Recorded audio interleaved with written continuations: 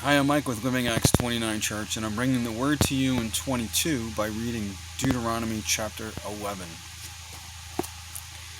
Therefore, you shall love the Lord your God, and keep his charge, his statutes, his judgments, and his commandments always.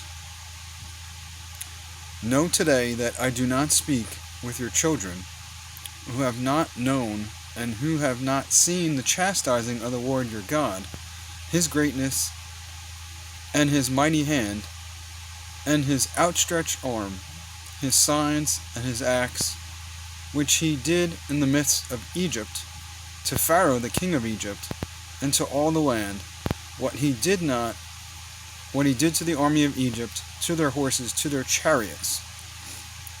How he made the waters of the Red Sea overflow them as they pursued you, and how the Lord has destroyed them to this day, what he did for you in the wilderness until you came to this place, and what he did to Dathan and Abiram, the sons of Eliab, the son of Reuben, how the earth opened its mouth and swallowed them up, their households, their tents,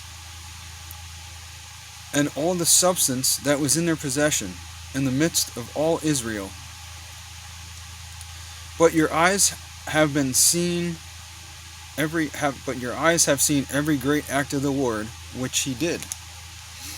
Therefore you shall keep every commandment which I command you today, that you may be strong, and go in and possess the land which you cross over to possess, and that you may prolong your days in the land which the Lord swore to give your fathers, to them and their descendants, a land with milk and honey. For the land which you go to possess is not like the land of Egypt, from which you have come, where you have sowed your seed and watered it by foot as a vegetable garden. But the land which you cross over to possess is a land of hills and valleys, which drinks water from the rain of heaven, a land for which the Lord your God cares. The eyes of the Lord your God are always on it, from the beginning of the year to the very end of the year. And you shall be that if you earnestly obey my commandments, which I command you today, to love the Lord your God and serve him with all your heart and with all your soul, then I will give you the rain of the land in its season, the early rain, the latter rain, that you may gather in your grain, your new wine, and your oil. And I will send grass in your fields for your livestock, that you may eat and be filled. Take heed to yourselves, lest your heart be deceived, and you turn aside and serve other gods and worship them, lest the Lord's anger be aroused against you, and he shut up the heaven, so that there would be no rain, and the land yield no produce, and you perish quickly from the good land which the Lord is giving you.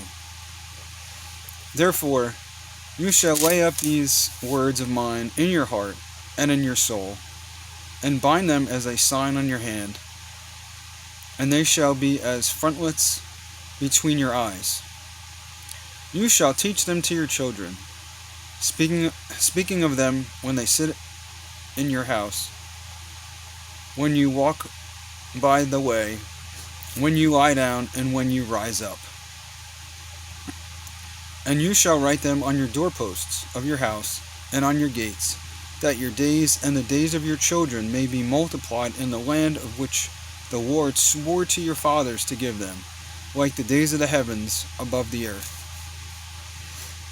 For if you carefully keep all these commandments which I command you to do, to love the Lord your God, to walk in all his ways, and to hold fast to him, then the Lord will drive out all these nations from before you, and you will dispose greater and mightier nations than yourself.